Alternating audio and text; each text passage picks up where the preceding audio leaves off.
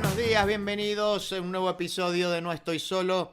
Soy Dante Palma, voy a estar aquí junto a ustedes hasta las 11. Juanjo Agüero me acompaña haciendo la producción, Juana Silva haciendo la operación, la rz.com.ar es la radio.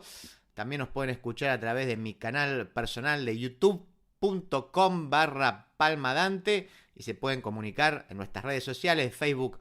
No estoy solo, en el Twitter no, estoy solo, en el Instagram no estoy solo radio. Estamos a 22 de noviembre, se nos viene el fin de año, estamos preparando ya. ¿Cómo me hincha las bolas? ¿Cómo me hincha las bolas diciembre cuando empiezan las reuniones de los amigos, del trabajo, de los cosas? Bueno, soy mi momento ermitaño. Les comparto mi momento ermitaño del programa. Bien, chistito. Hacemos un paréntesis. Retomamos. Bueno, eh, a ver. Escuchaba por ahí toda una polémica que se había generado a través de Tenenbaum y María O'Donnell, que habían dicho como que no están pasando muchas cosas ahora, y que hacía muchos años que no pasaban muchas cosas como ahora. Bueno, algunos lo criticaron, pero a ver, creo que es cierto, trataba de buscar qué fue lo más saliente a nivel político en la semana, y sí, en principio pareciera que no ha habido grandes sobresaltos y que por lo menos, a ver, el triunfo de Milei en las elecciones aquietó las aguas, especialmente la única que importa, que es la del dólar. No, por supuesto que estoy bromeando, pero en principio, bueno, eso como que trajo, a ver, también aquietó en principio, por lo menos públicamente, lo que eran las internas del gobierno, eso trajo tranquilidad a la economía. Todo esto, ya sabemos, vivimos en Argentina, es absolutamente temporal. Eh, pero, bueno, una semana, 15 días de changüí, y que quizás se pueden extender mucho más para un gobierno que venía golpeadísimo y que venía marcando los días como los presos, es mucho. Seguramente sí, de acá a fin de año va a haber más polémicas, además de que se están filtrando y uno no sabe justamente si son filtraciones, si son operaciones, pero de distintos tipos de propuestas, leyes, de modificaciones en el ámbito laboral, otros habéis escuchado ahí también en el ámbito de la educación. También en su momento había salido lo del monotributo que después lo desmintieron, pero uno nunca sabe entonces qué es cierto y qué no. Así que, digo, momentos para quilombo, quédense tranquilos que no van a faltar, ¿eh? No van a faltar.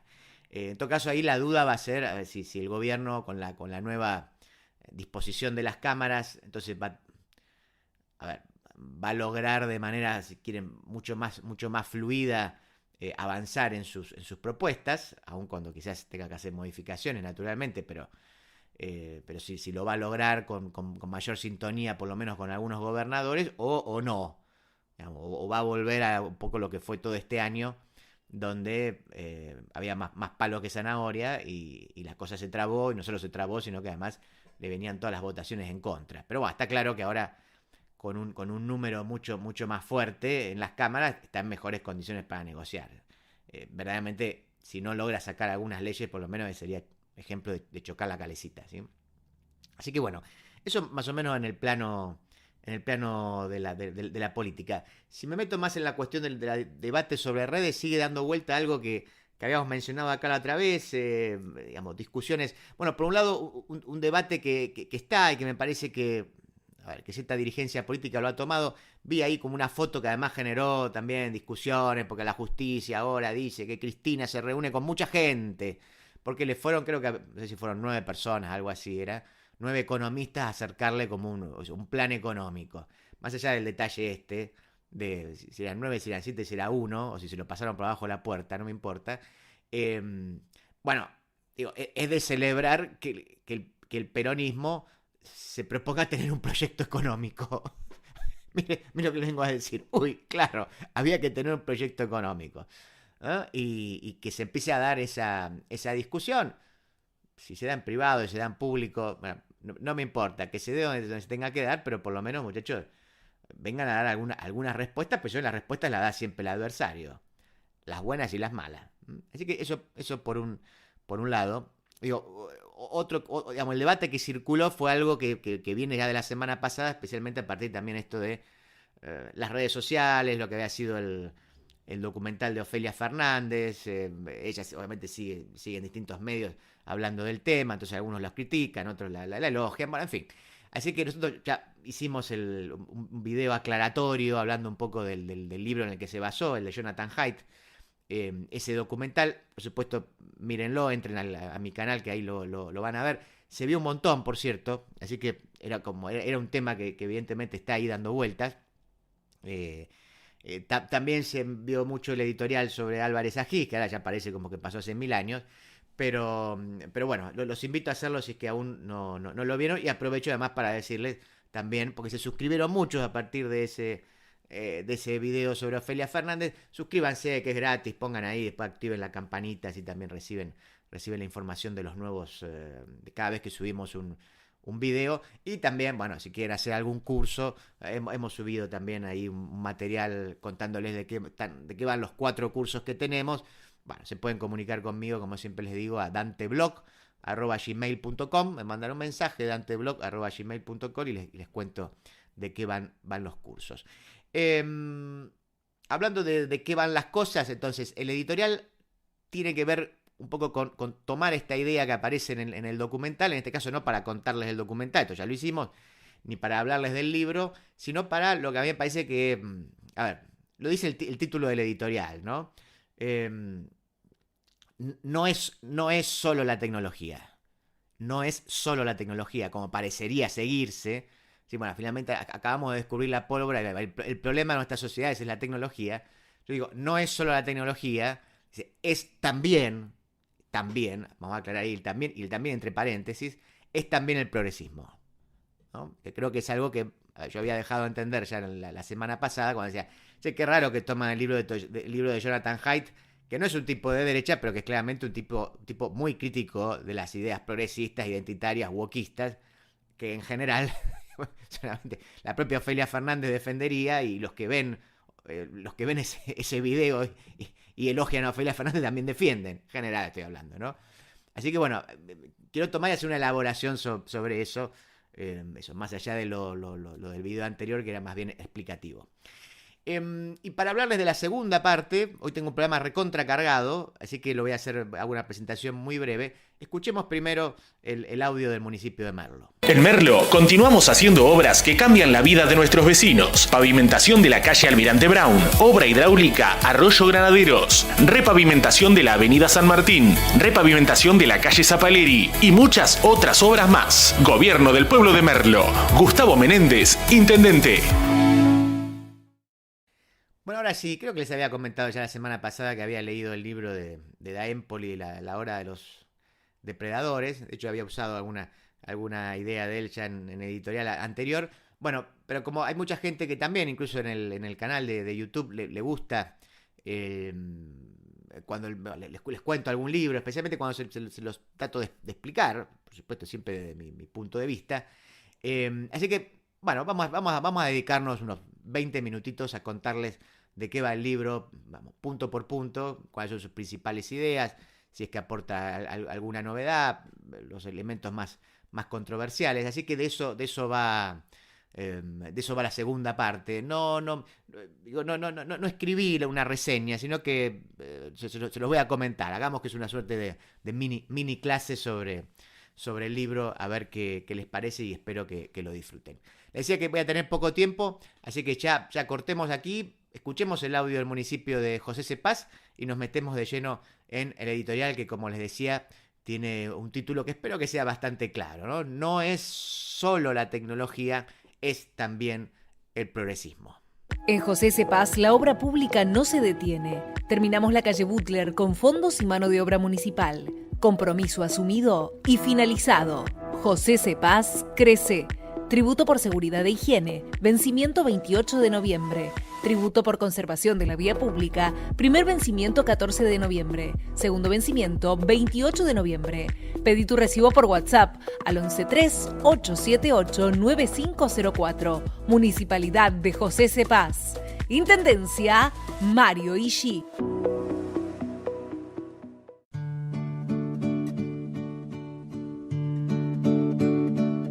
No es solo la tecnología, es también el progresismo. Estados Unidos, elecciones presidenciales 2012, la campaña que redundaría en la reelección de Obama trae una novedad revolucionaria. Ingenieros de Google, Twitter, Facebook y otras empresas, las grandes compañías de Silicon Valley, trabajarían durante meses hasta 14 horas por día para alcanzar un hito en lo que a comunicación política refiere. Probablemente, uno podría decir, el sueño húmedo de cualquier dictador suelo bananero. Conocer los nombres de cada uno de los 69.456.897 estadounidenses que habían votado por el candidato demócrata en la elección anterior, así que habían votado a Obama en 2008. A ver, ustedes dirán, ¿cómo esto? ¿Se violaron las normas del cuarto oscuro? ¿Cómo es esto? No, sino se trataba de usar una tecnología con una capacidad predictiva tal que la certeza sería total y permitiría dirigir específicamente un determinado contenido, propagandístico para contener a los propios, es decir, para lograr que esos 69 millones y pico vuelvan a votar a Obama, y en todo caso, a veces se puede seducir a los ajenos. Esa segmentación de la que hoy tanto se habla demostraba entonces en ese momento su potencialidad. Si Obama ganó la elección, claro. Por cierto, claro, Obama no era un hombre de derecha, ¿no? Este dato, que más o menos creo que todos lo conocían, le sirve a Giuliano da Empoli, en su último libro, En la hora de los depredadores, para exponer la hipocresía de los demócratas, esto lo dice él, que no solo nunca le pusieron límites a las grandes tecnológicas, sino que fueron los primeros que se sirvieron de ellas. Y todos sabemos, cuando lo hacía Obama era maravillarse con la posibilidad que la tecnología brindaba para llegar al ciudadano e interpretarlo mejor. Cuando lo hace la derecha es para manipular. Varios años después, en Argentina, el progresismo está descubriendo el problema de las redes sociales a partir de un documental de Ofelia Fernández, hemos hablado de esto la semana pasada, que fue replicado y ella también está siendo entrevistada por todos los medios, la mayoría de ellos progresistas, claro, como una suerte de revelación, a pesar de que, es un tema que se viene trabajando desde hace muchos años y de que se basa, esto también lo hemos hablado, justamente punto por punto, en el libro de la que se llama La generación ansiosa de Jonathan Haidt, que, como también decíamos, es un psicólogo estadounidense que no es de derecha, pero que lleva años criticando ferozmente las políticas woke, o las políticas de la izquierda identitaria, por llamarlo de alguna manera, políticas a partir de las cuales, esto hay que decirlo, tanto la propia Ofelia Fernández como quienes se cuelgan de ella, que son muchos, tomaron notoriedad pública. El progresismo tiene, yo diría, una tara ideológica que no tiene la derecha. La tiene el progresismo. El progresismo no puede afirmar que el pueblo se equivoca. Porque eso, claro, lo ubicaría en un lugar incómodo de superioridad moral, si querés. Superioridad moral, por cierto, que el progresismo ostenta y defiende, pero lo hace con culpa y en secreto, casi como susurrándolo. No lo puede decir públicamente. La derecha, en cambio, lo dice sin empacho. Es más brutal, si bien a veces es cierto, podría matizarlo con, se equivocan pero lo hacen engañados, o lo hacen por clientelismo, o sea, lo hacen por necesidad, se abusan de ellos, en sí. Ahora bien, si para el progresismo el pueblo nunca se equivoca, quedan dos opciones. O hacer autocrítica y reconocer que el pueblo elige a la derecha porque hoy interpretan mejor los intereses de las mayorías, y eso, por supuesto, incluye también a los trabajadores. O la segunda opción sería afirmar que el pueblo fue manipulado. Parece que no hay otra opción. En este último caso, entonces, el progresismo siempre estaría en lo correcto y el pueblo no se equivocaría, pero a diferencia de los líderes progresistas, podría el pueblo ser engañado por gente mala que odia. ¿Mm? Y ya está, entonces asunto cerrado, ya tenemos la explicación. 15 años atrás, el eje estaba puesto en los medios tradicionales que reproducían el sentido común neoliberal, por decirlo de alguna manera, ¿no? Estoy siendo muy burdo, pero para que se entienda. En aquel momento, las redes sociales eran el espacio de la micromilitancia, por llamarlo de alguna manera, y de dar la batalla contra, el poder real y los que tenían los fierros, ¿no? Los fierros comunicacionales, por supuesto, me refiero a eso. La situación cambió y con la hegemonía progresista en el debate público o en el discurso, las redes se transformaron en el espacio de la reacción de la derecha. En algunos casos, incluso contra las grandes tecnológicas, que salvo en el caso de Elon Musk, hasta el último triunfo de Trump, eran los cancerberos del wokismo y la corrección política, fomentando censuras e impulsando scratches, siempre como parte de su negocio, digamos, como una forma de atraer usuarios, ¿no? Fomentar determinadas polémicas y persecuciones simplemente para que más gente utilice sus servicios. Y claro, lo que parecía, digamos, en un principio una reacción extemporánea y marginal, unos locos, conspirativos que están ahí insultando gente, de repente tuvo resultados concretos. Podemos hablar del primer triunfo de Trump, podemos hablar del Brexit, y ahí la lista se empieza a agrandar. Allí se instaló entonces definitivamente el nuevo sentido común progre, si quieren. Las redes están fomentando el odio, la polarización y las teorías conspirativas, todo eso siempre a favor de la derecha. Los candidatos impresentables ganaban por la posverdad y las campañas de WhatsApp y TikTok. Esto es lo que se viene repitiendo como un mantra desde hace unos 10 años, ¿no? Tenemos ansiedad y no sabemos si es por el cambio climático o porque siempre está a punto de venir el fascismo. Siempre está llegando. Ya está, pero siempre está llegando también. Tratamos de explicar, siempre explicar. Y si es posible, en difícil. Así, en ese momento el progresismo comenzaba su etapa de contentarse con perder elecciones, pero ser el ganador moral. Sin embargo, claro, ahora tenemos un problema extra.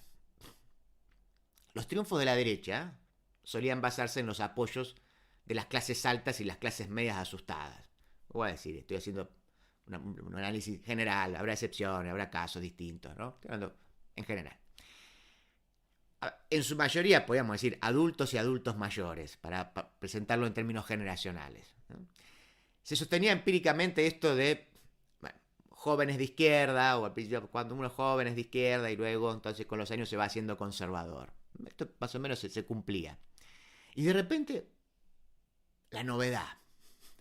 Por primera vez en varias décadas, los jóvenes son más conservadores que sus padres.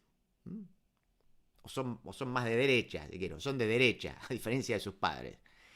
Sería algo así como el 68 de mayo, ¿no? O el mayo del 68 al revés. Un mayo del 68 inverso. Asistimos a una revolución generacional, ¿sí? Donde los conservadores, vuelven a ser los padres, pero esta vez los padres son conservadores de izquierda, a diferencia del mayo del 68. En Argentina, el peronismo les permitió votar, ¿no? Lanzó una ley donde les permitía votar a los jóvenes de 16 años, suponiendo, además, que ese sector de la población nunca sería de derecha. Y le salió el tiro por la culata, ¿no? Algo inimaginable por cualquiera. Mencionemos además de esta situación, digamos, de la juventud, de esa variable, la creación de una enorme fractura social entre varones y mujeres que solucionó menos problemas de los que generó, para, entonces, a la cuestión generacional, agregarle la variante género como predictor del voto. Esto también en líneas generales y con bastantes comillas, pero en general uno observa que, en general, las mujeres votan más progresista y los varones votan más conservador. Ahora, Bueno, llegado ese momento, una opción podría haber sido, bueno, hagamos un parate aquí, tratemos de pensar. ¿No estaremos haciendo mal nosotros? ¿No estaríamos haciendo algo mal nosotros los progres? ¿Mm? Pensémoslo. Podría ser, ¿no? Podría ser. Y sin embargo, no. No. Preferible hablar de la reacción masculinista de los incels. ¿Mm? De los nenes de mamá sostenidos por sus padres. De pendejos que no entienden nada y son no sé, individualistas, los pendejos bro que te dicen ganá dinero fácil, ¿sí? Fíjate, anda al gimnasio, mirá qué grandote que soy, esas cosas, mirá los músculos que tengo, ¿sí? Solucionistas tecnológicos con, como se dice por allí, solidaridad peniana, ¿no? A diferencia de las mujeres que están politizadas y son sororas para construir el bien común. Esa fue, o es, una de las explicaciones que más circula, ¿no? Una diferencia clara entre mujeres y varones, entre individualistas y perseguidoras del bien común. El voto de las mujeres por el progresismo sería así un voto racional, pero el voto de los varones por la derecha sería una reacción de odio. Y lo cierto es que es racional que las mujeres voten progresismo. Al fin de cuentas están votando por sus intereses, ya que el progresismo ha hecho de la mujer y de las identidades sexuales, salvo la heterosexual, una bandera.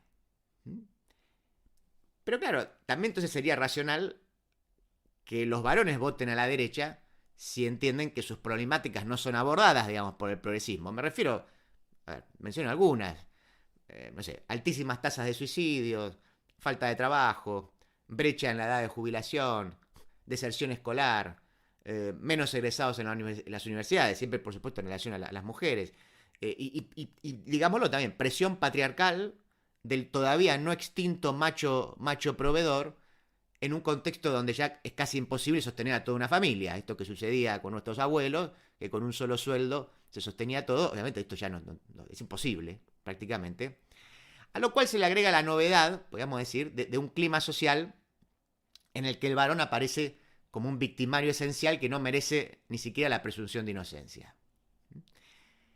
Entonces, detrás de esa reacción masculinista, vamos a ponerla entre comillas, perdón, claro que seguramente se esconden, que los hay y a montones, machistas, misóginos, homofóbicos y mucha lacra de ese tenor. Pero también, claro, hay gente razonable que quizás puede plantear dudas, quizás incluso estando equivocada, pero que es gente razonable o que tiene buena fe, plantea dudas, plantea debates y que automáticamente acaba siendo desacreditada por su condición de varón, en realidad. Gracias a una suerte de doble movimiento contradictorio en el que las mujeres son empoderadas y víctimas a la vez.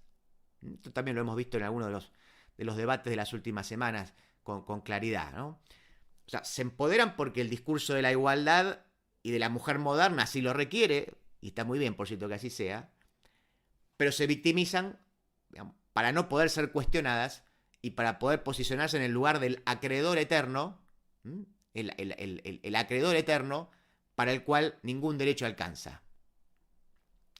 El discurso de la igualdad para ciertos sectores es como el horizonte. Siempre se aleja un poquito más y su efectividad está en la instalación de su imposible cumplimiento. Pero en vez de tratar de entender el fenómeno, se lo desacredita, de nuevo.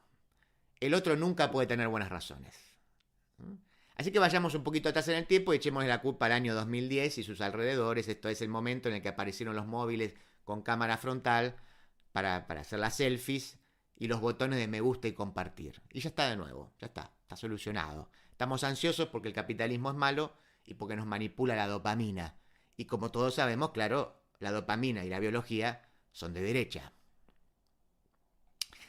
A propósito del wokismo, dice Daempoli, quien por cierto está muy lejos de ser un hombre de derecha, lo voy a citar en el último libro, para compensar su falta de valentía frente a los retos decisivos, los abogados, acá cuando dice abogados se refiere a los miembros del Partido Demócrata estadounidense, a ellos llama abogados, por razones que él explica en el libro, no vienen al caso ahora, Repito, entonces, para compensar su falta de valentía frente a los retos decisivos, los abogados se lanzaron de inmediato a una batalla por los derechos cada vez más dura que los ha llevado a adoptar posiciones mucho más radicales que la mayoría de sus propios electores. Lo dice Da Empoli para luego agregar que el wokismo ha sido el combustible ideal para alimentar la máquina del caos del populismo de derecha, cuyo único real enemigo sería la moderación y no la radicalización con eje en minorías que se plantea por izquierda. Lo vuelvo a decir, lo menciona Da Empoli, que está lejísimos de ser alguien de derecha, digamos que podría ser claramente un socialdemócrata europeísta regulacionista, por ubicarlo en algún lugar. Ahora, y con esto cierro, porque creo que se puede malinterpretar.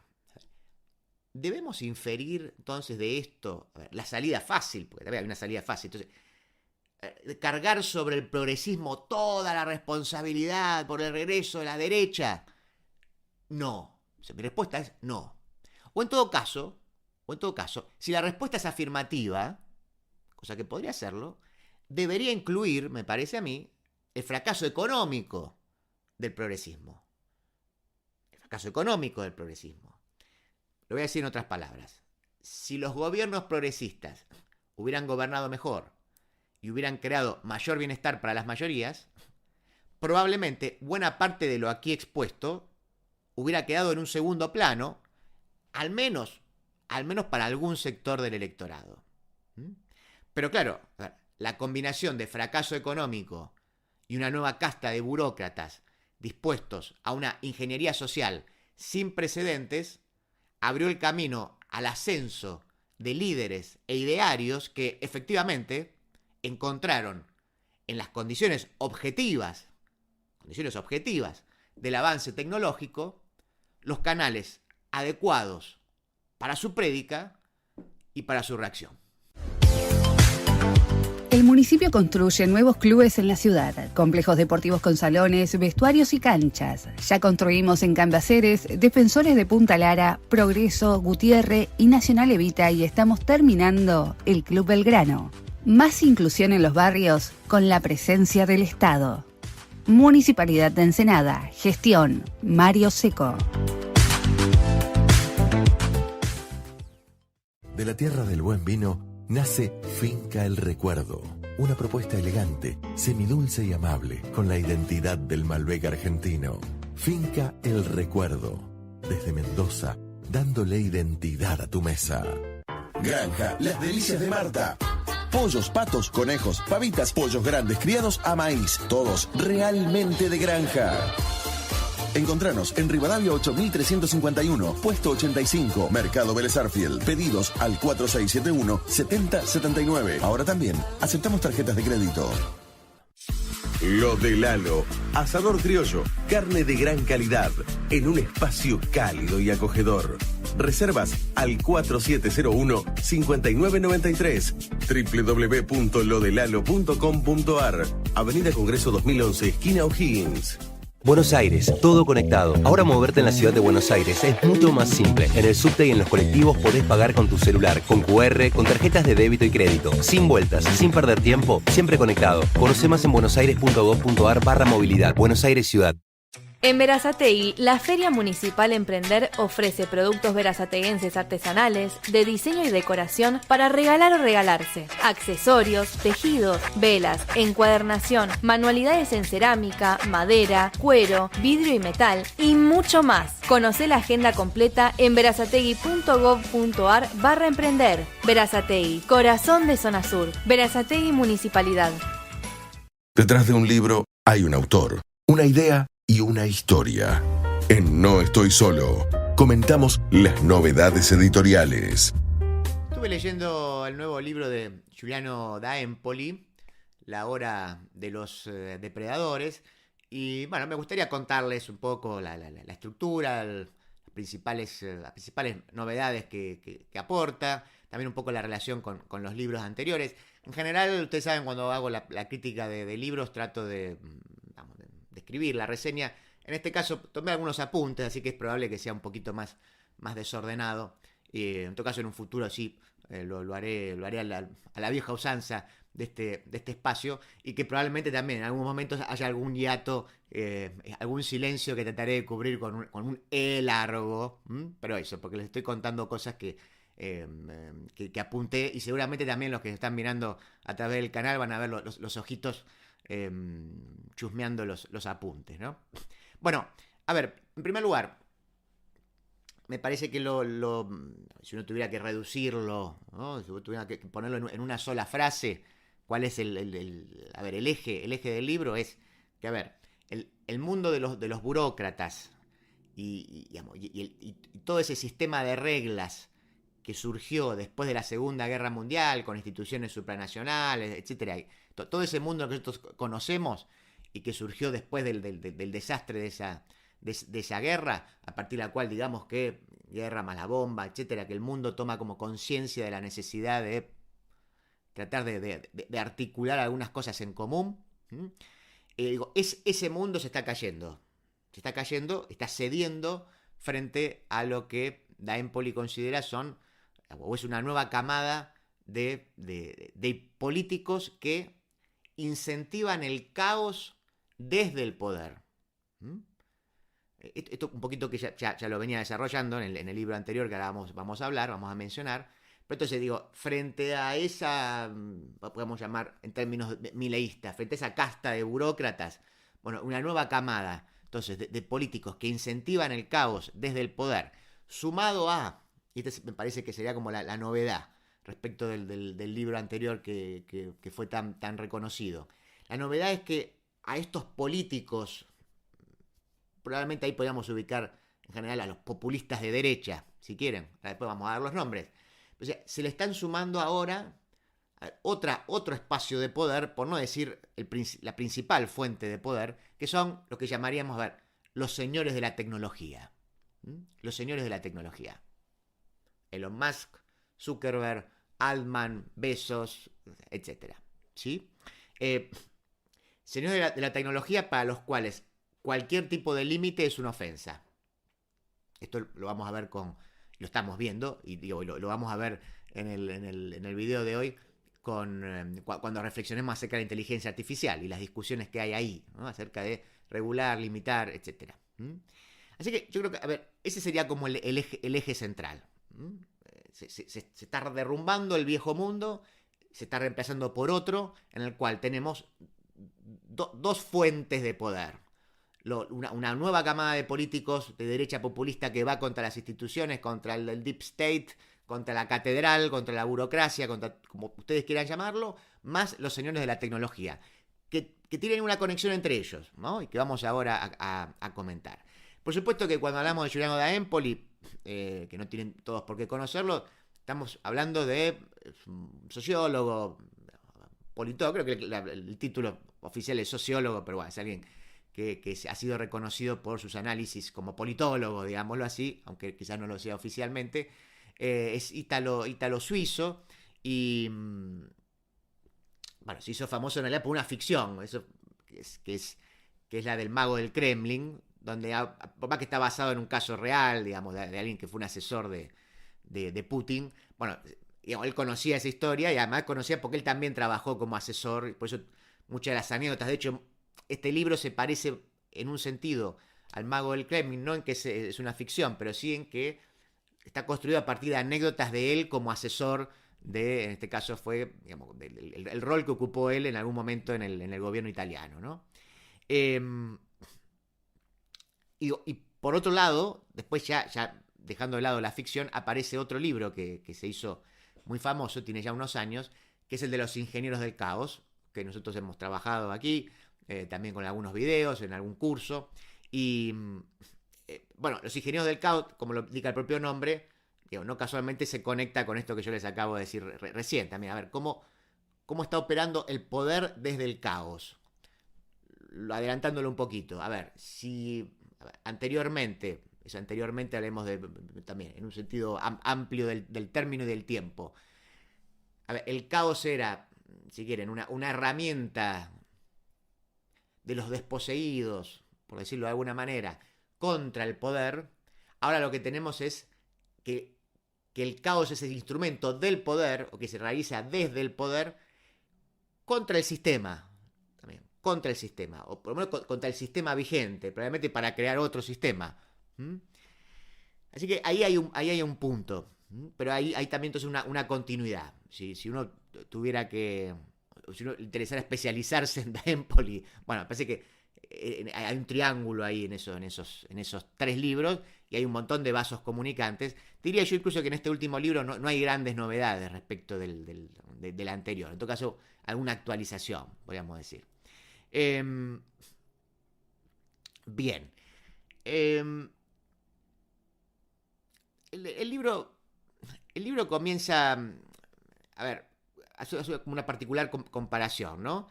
Le decía, habla de las élites que actualmente están siendo cuestionadas, lo que él llama el consenso de Davos, ¿no?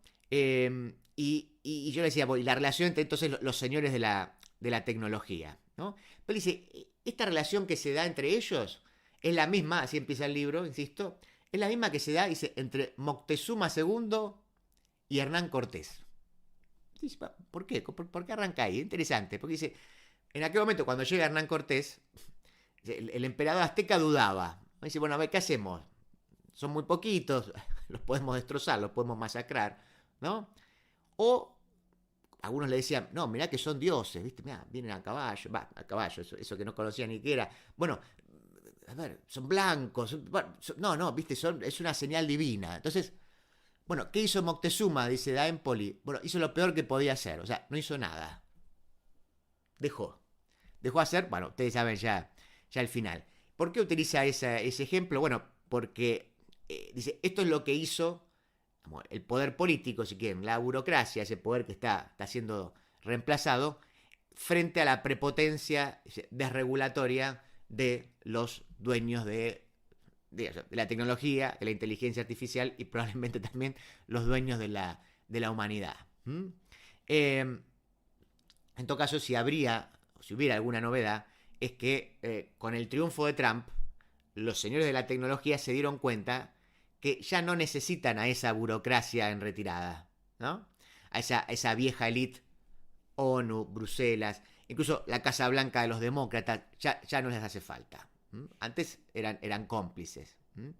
Me refiero, por supuesto, a todo un montón de instituciones que lo único que pudieron hacer frente a la inteligencia artificial fue, recuerden, decirle, muchachos, durante 6 meses no avancen, así pensamos algo. Fue insólito, ¿no? Además de también tratar todo el tiempo generando nuevas regulaciones que nacen ya de por sí obsoletas. ¿Qué necesitan? Entonces, si ya no necesitan de esa burocracia, ¿qué necesitan estos señores de la tecnología? Bueno, acá Da Empoli habla de los borgianos no de Jorge Luis Borges, sino de César Borgia, ¿no? Una figura central ya en Maquiavelo, y que, bueno, retoma Da Empoli justamente a través del Príncipe, a través de Maquiavelo, ¿no? Necesitamos de esta nueva camada de políticos para poder desarrollarnos. Les leo un fragmento de Maquiavelo que menciona Da Empoli. Dice, a los hombres hay que mimarlos o aplastarlos, se vengarán de las injurias ligeras, pero no podrán hacerlo cuando éstas sean muy grandes.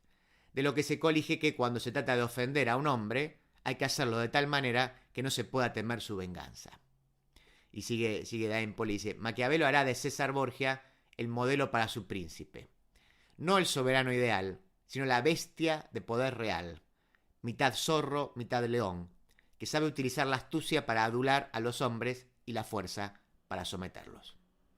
Ahí el fin de la cita. Entonces, a ver, ahí menciona el Trump, menciona a Milei, menciona a Bukele, menciona al príncipe saudí como ejemplos de políticos borgianos, los cuales también, dice, no casualmente, y ahí menciona los beneficios que le han dado a las grandes tecnológicas, funcionan y tienen una especie también de optimismo, digamos, super optimismo tecnológico, además del cual están actuando en consonancia con inversiones, abriéndole el campo a estas grandes compañías. A ver, a pesar de sus diferencias ideológicas, en todo caso, lo que tienen en común los borgianos, y que está presente en Maquiavelo, esto es importante y además es muy interesante. A ver, todos ellos, porque mencioné Bukele, mencioné Milei, mencioné Trump, que tienen cosas en común, pero tienen diferencias. ¿Qué tienen en común? La importancia de la acción. Eso también está en Maquiavelo. La importancia de la acción en el príncipe. El príncipe tiene que actuar.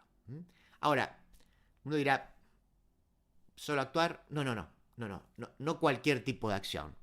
La clave está en que la acción tiene que ser una acción temeraria.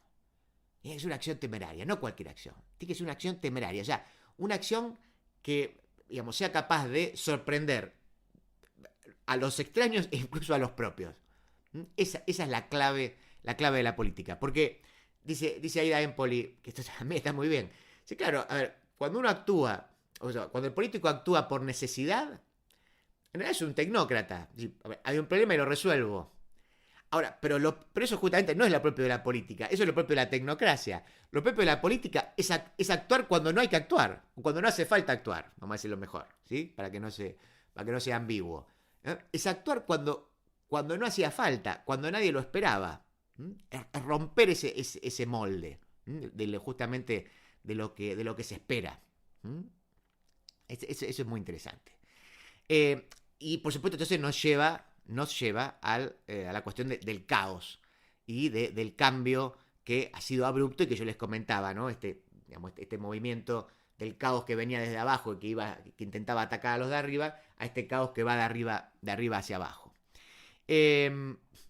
Aquí, digamos, Da Empoli menciona lo que él llama los abogados. Los abogados, digo, se refiere a los miembros del Partido Demócrata, digamos, como el mayor ejemplo, pero en realidad serían los abogados como los representantes del sistema de reglas, serían otra vez los burócratas. Esos que piensan la democracia como un conjunto de procedimientos formales, ¿no? La democracia es eso, cualquiera que estudie ciencia política lo ha visto, por lo menos que hay una tradición fuerte en ese sentido. Algo que por supuesto va en contra de lo que pregonan los líderes populistas. Al carajo los procedimientos, ¿no? Relación directa con el pueblo. Y entonces, bueno, a ver, pues ahí mencionó un caso, yo no lo conocía, no sabía de ese dato, pero me pareció genial. Él dice, fíjense, por ejemplo, en los candidatos a presidente y a vice del Partido Demócrata en los últimos 40 años. Dice, salvo justamente la última, donde Kamala Harris es acompañada por Tim Walz, que no había estudiado Derecho, pero lo tengo acá. Miren, desde 1980 hasta esta última elección, pasaron 40 años, 20 candidatos de 10 elecciones, todos eran abogados. Un dato, no es para ir contra los abogados, por cierto, pero hay un dato ahí, hay algo ahí, digamos, ¿no? Bien, hay una parte también hablando de eso, Da Empoli menciona... A ver, una cosa también que vale aclarar, porque si uno dice, otra vez uno de derecha criticando al progresismo. No, este claramente podría ser un progresista, digamos. Si yo tengo que ubicarlo a Da Empoli, incluso por las publicaciones que él tiene, por algunas plataformas que él maneja, claramente, a ver, me parece que sería un socialdemócrata. No sé si va a estar de acuerdo con mi definición, pero alguien que incluso está abogando todo el tiempo por una Europa que regule, que le ponga límites al capital, al neoliberalismo. Ese es Da Empoli, ¿no? Para nada alguien de derecha, para nada alguien que vaya a defender el populismo. De hecho, las clasificaciones que hace el populismo parecen bastante obvias, ¿no? Diría que incluso que faltaría algunos matices, o que a mí, por lo menos, con todo respeto, me gustaría que hubiera algunos matices, ¿no? Pero igual menciona ahí una situación que vivió, que fue testigo en la Fundación Obama en Chicago en 2017. Se las cuento rápido, porque son tonterías. Dice, bueno, él se sienta ahí, había como un encuentro que iba a durar 2 días. Se sienta en una mesa con otra gente importante que habían sido invitados. Y, bueno, primero un chef les ofrece comida ecológica, ¿no? Para que compartan con los líderes del futuro que estaban ahí en la mesa. En la mesa había una facilitadora de conversación. O sea, alguien justamente que trata de que la gente que está hable entre sí, es insólito, ¿no? Necesitamos eso, parece. Esa facilitadora en la mesa de él se presenta automáticamente y dice, bueno, soy una mujer transgénero mestiza y adoptada. Así se presenta. Y al otro día, dice, bueno, la agenda tenía, por ejemplo, a las 7 de la mañana opcional, era opcional en este caso, una meditación, la posibilidad de meditación. Después había una entrevista con el príncipe Harry sobre la juventud como vector de la transformación social. Me imagino el príncipe Harry, un experto en temas laborales. Y después había un diálogo entre Michelle Obama y una poetisa de moda, ¿no? Acerca de las fuentes de inspiración de la poesía, ¿no? Después también incluso había un rapero que cantaba y ese era un community event. Community event. Suena mejor que un rapero que canta. Estamos siendo generosos con los raperos, que me disculpen. Y lo interesante que menciona, dice, cualquier ciudadano común que hubiera estado ahí hubiera salido pero fervientemente pro Trump, ¿no? No se puede salir de otra manera de ese encuentro. Y ahí agrega justamente esto, es decir, bueno, cómo el wokismo o las políticas demócratas no hicieron otra cosa más que echar leña a la reacción de los populistas de derecha, ¿no? Y que incluso los abogados también, lo dice él, lo estoy citando casi de memoria, ante su pusilanimidad y su falta de valentía para ir contra verdaderamente, los dueños del dinero y redistribuir y generar mejores circunstancias para las mayorías, terminaron, digamos, adoptando una agenda radical de derechos que fue más allá de lo que los propios electores pretendían, ¿no? Digamos, corrieron por izquierda a sus propios electores, por decirlo de alguna manera. Y la respuesta la tuvieron después en las urnas, ¿no?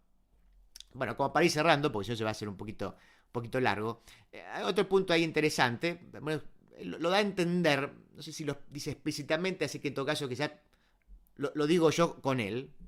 Hay una analogía que se da entre eso que yo le decía, la acción temeraria como propio de la política, de los políticos borgianos, y la que impulsa el caos, y la herramienta estrella de los señores de la tecnología, que es la inteligencia artificial. Él la llama la inteligencia autoritaria, ¿no? Jugando con la IA. Lo que dice ahí Empoli es que lo propio de la inteligencia artificial también es la ausencia de límite. O sea, el derribar toda regla. Es también incluso la reacción intempestiva e impredecible. De hecho, esto lo dice Empoli, pero lo vemos y lo sabemos.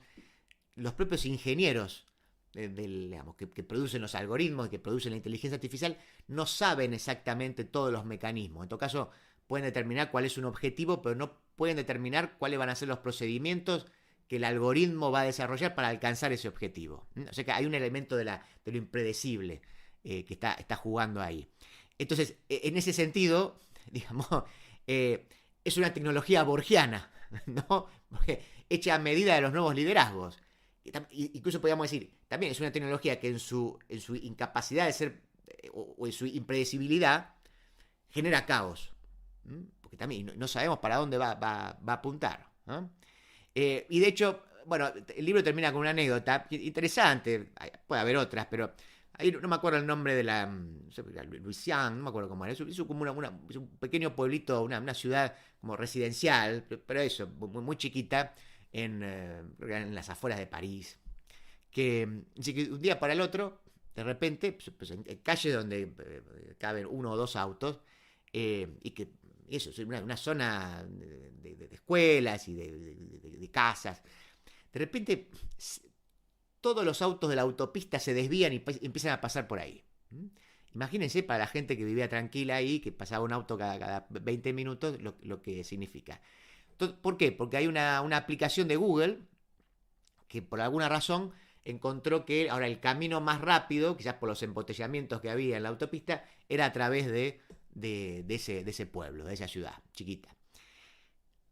Imagínense lo que sería, el intendente de ahí, ¿no? Desesperado, de los vecinos también desesperados. Bueno, primero entonces empezó a poner primero a poner un montón de semáforos para desincentivar, después, distintas medidas como para que los autos, y para que, sobre todo, no los autos, sino el GPS de la aplicación se diera cuenta que por ahí no iba a ser más rápido, no funcionó. Trató de entrevistarse con la gente de Google, que además ni siquiera tenía empleados ahí. Bueno, finalmente lo logró, le dijeron sí, lo vamos a ver y no pasó nada, ¿no? Así que ese es como el ejemplo de hasta qué punto la inteligencia artificial finalmente se impone y se impone de manera que nadie puede prever. Ni siquiera los propios ingenieros, porque quizás tuvieron buena voluntad para tratar de modificarlo y no pudieron, ¿no? Ya había decidido que ese era el lugar más rápido y por ahí van a ir los autos. Así que, bueno, después ahí termina con una frase de Mestre, digamos, el viejo teórico, digamos, reaccionario frente a la Revolución Francesa, donde le cuenta una famosa frase que la hemos utilizado la semana pasada también para algún editorial, que es esto de que en realidad la Revolución Francesa no era un acontecimiento, sino que era una época. Y bueno, entonces un poco está esta idea acá también que Da Empoli intenta instalar. Es decir, a ver, miren que esto no es pasajero. No es que casualmente, triunfaron unos políticos borgianos o estos señores de la tecnología vendrán a hacer su agosto y luego se irán. No. Esto no es un acontecimiento, esto es una época. Esto viene para quedarse, no sabemos por cuánto tiempo. Vivimos en mundos veloces.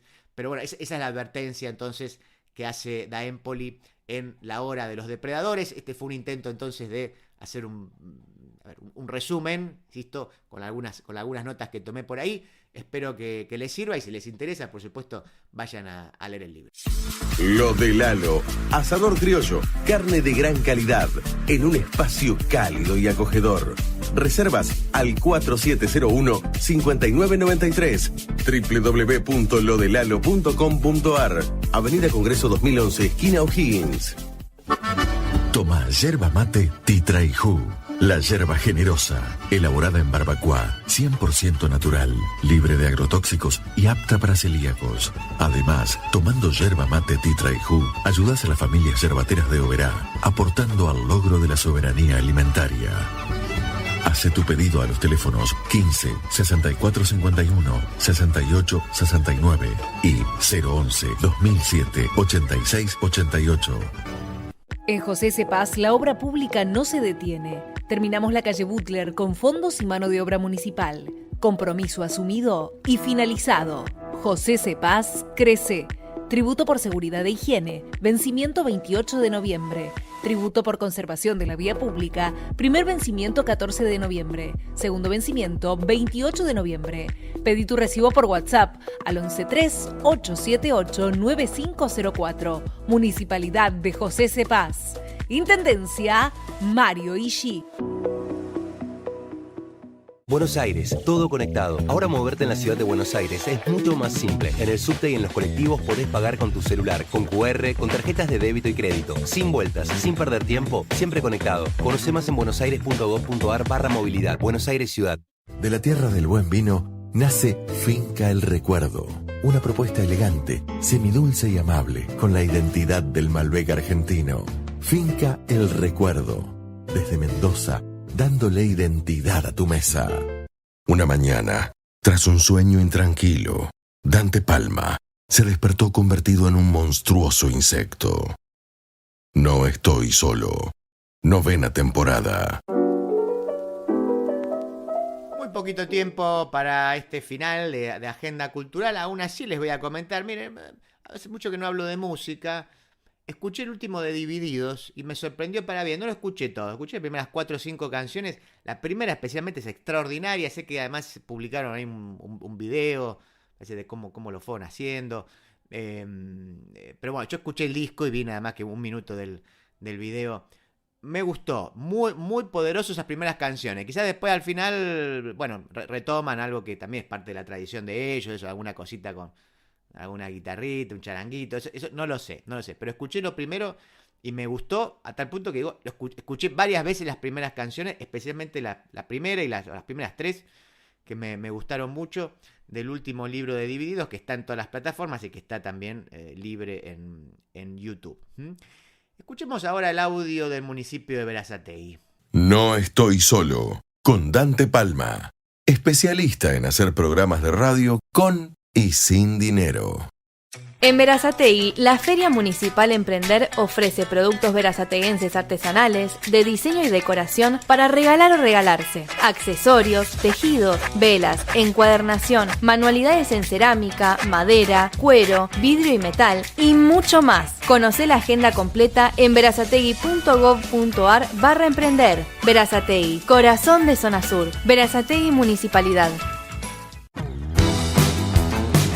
Cerrar con una película que vi, la vi ayer, no me acuerdo cómo llegué a ella, una película nueva del año 2025, Anémona, una película británica donde trabaja Daniel Day-Lewis y que la dirige, si no me equivoco es la primera que dirige el hijo de él, que se llama Ronan. El guión es de ambos. Daniel Day-Lewis, por supuesto, no tengo que presentarlo y su actuación es fabulosa. También actúa Sean Penn, Samantha Morton, entre los más conocidos y los principales protagonistas.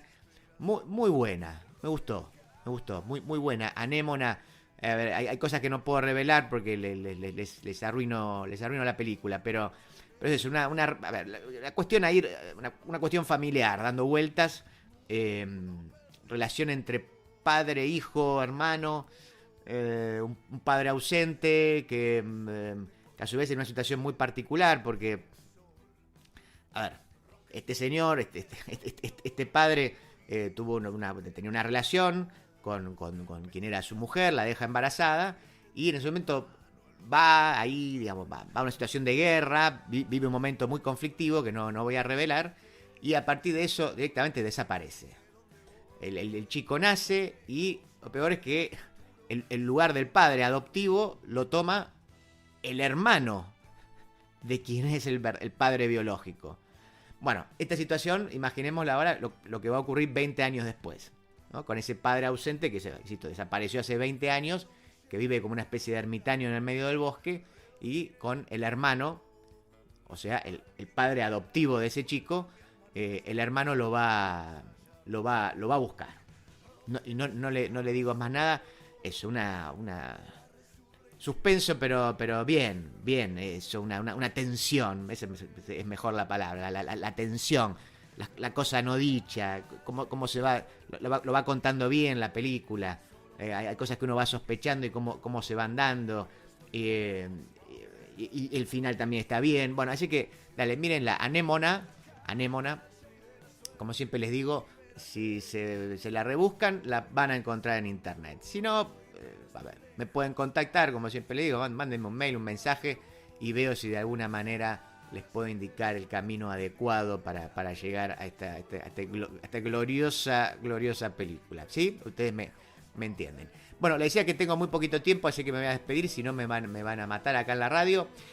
Juanjo Agüero en la producción, Juana Silva en la operación. Recuerden que pueden escuchar el programa entero en mi canal de YouTube, youtube.com/PalmaDante. A propósito, justamente, mi nombre es Dante Palma, no Palma Dante, Dante Palma, y yo los espero el próximo sábado aquí, en No Estoy Solo.